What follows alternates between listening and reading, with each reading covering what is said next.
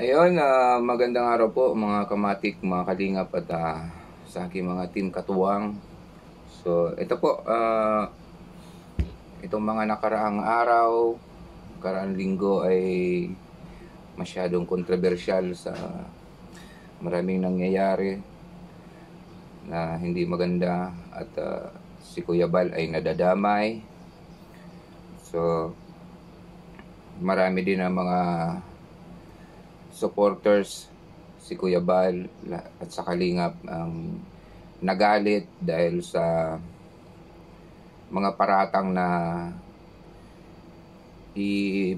binabato kay Kuya Bal at wala naman na patunay.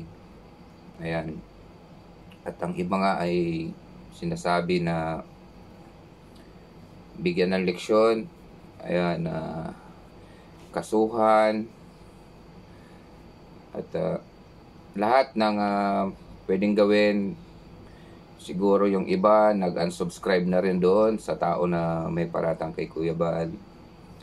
At may iba mga nag-report.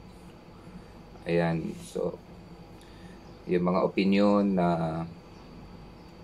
Kuya Bal bigyan ng kasuhan na yan. So maraming salamat po sa pagsuporta nyo kay Kuya Bal. At lahat tayo sama-sama suportahan natin si Kuya Bal. And ito ang hiling ko lang ay pagdasal natin na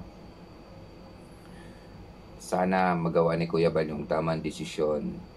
Ayun, pag-isipan. At wag na po nating ang opinion natin, tama po lahat yon. Pero respetuhin po natin kung ano ang magiging desisyon ni Kuya Bal, kung kakasuhan niya, kung anong gagawin niya. Dahil po si Kuya Bal ay sa simulat sa pool po kilala natin siya, ay talagang napaka mapagpakumbabang tao. And kitang-kita naman natin halos ayaw niya ng gulo, o ayaw niyang pumasok sa mga issue na kung ano-ano man. Pero nung ganyan napuno na siya, siyempre hindi natin maiwasan magsasalita rin siya. Pero sana po respetuhin natin kung ano yung gusto niya mangyari.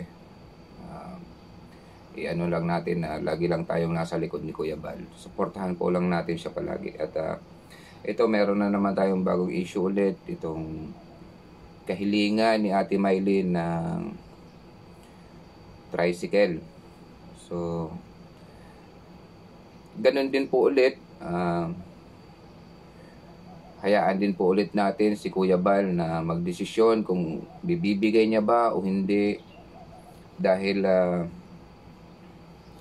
lahat naman po yan ay bago ni Kuya Bal ibigay o kaya bago desisyonan na okay, bigyan na natin. Pinag-aaralan po yan ni Kuya Bal kung nararapat ba o hindi. So, si Kuya Bal po ang antayin natin na mag-decide. Dahil po yan ay niya yan, final decision niya dyan ay ibigay, di ibibigay. So, suportahan lang po natin si Kuya Bal. At tuloy-tuloy lang. God bless po sa atin lahat. Hanggang dito na lang. Shoutout GCTV, Ma'am Shikarabli muna. At ang aking buong team katuwang. So maraming salamat po. Pray lang natin na ayan, ipagdasal natin na bigyan lagi si Kuya Bal ng kalakasan at haba ng pasensya. Ayan, maraming tao ang gustong humila sa kanya. And hindi naman po pababayaan niya ng ating Diyos. So maraming salamat. Hanggang dito na lang. Bye-bye.